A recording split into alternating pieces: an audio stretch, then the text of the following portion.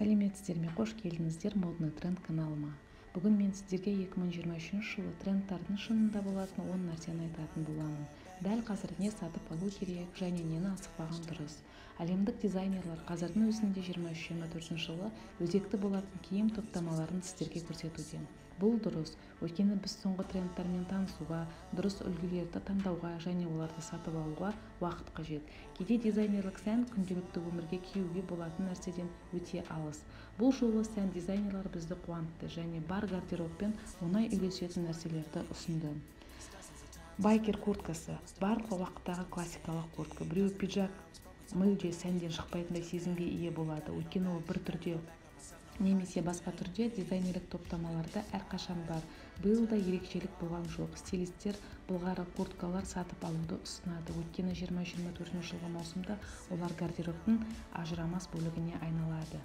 Макси джинсы юбка стрит стайлер таңдауы. Максималды ұзындықтағы джинсы юбка бұл әр күн үшін стильді және тамаша таңдау. Ыңғайлы және өте ыңғайлы жұмыс үшін де, серуен үшін де. Егер сізге джинсы ұнамаса, дизайнерлар басқа материалды таңдауға мүмкіндік береді. Ең бастысы ұзындығы ол енді мега танымал болады. Сондықтан міндетті түрде макси джинсы юбка алуды сіздерге ұсынамын. Келесі твид костюмы. Твид костюмы мини-юбкамен әдеттен тыс, бірақ стильді. Твид костюмы бұл жоғарыда айтқанымыз дизайнерлар әрқашан бізге ұнайтын нәрселерді ұсынбайды.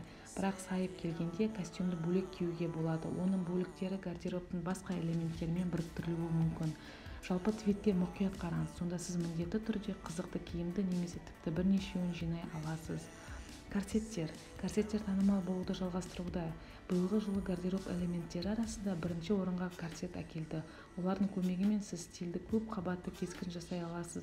Дизайнерлар тек осы сән үрдістерін жақсартуға шешім қабылдады және корсеттің сыртқы түріне әртүрлі қосты. Үлкен артықшылығы бұл нәрсенің амбиваленттігі. Оның көмегімен сіз кездейсоқ көріністі де, кешкі көріністі де жасай аласыз. Корсет жазда да, қыста да киіледі. Бермуд 2024 жылғы таңдауымыз. Себебі көптеген адамдар бұл тек жазғы нұсқа деп ойлайды, бірақ жоқ. Биік етіктермен таңдаңыз, міне салқын ауа райына дайын тұр. Ең бастысы материал тығыз болуы керек. Былғары, барқыт немесе ауыр костюмдермен. Жүк шалбары келесі жылдың тренді және осы жылдың да тренді. Стильді, жарқын және әдеттен тыс жүк шалбары туралы айтуға болады. Бұл келесі жылы болу керек. Егер олар сіздің фигураңызды жақсы көрінсе, оны ойланбастан алыңыз. Шалбар костюмы жануарлардың баспасы сәнде. Өткен жылдан бастап киімге жануарлардың суреті, әсіресе шалбар костюмдері қарқын алуда. Ең бастысы қымбат материалдарды және жоғары сапалы тігілген заттарды таңдау, өйткені мұндай басып шығару өте сапалы талап етіледі, ал қымбат емес заттарды арзан көрінеді. Тік жолақты көйлек қабатты көрініс үшін ең жақсы шешім. Мұндай жейден артықшылығы оның амбиваленттігі болып табылады.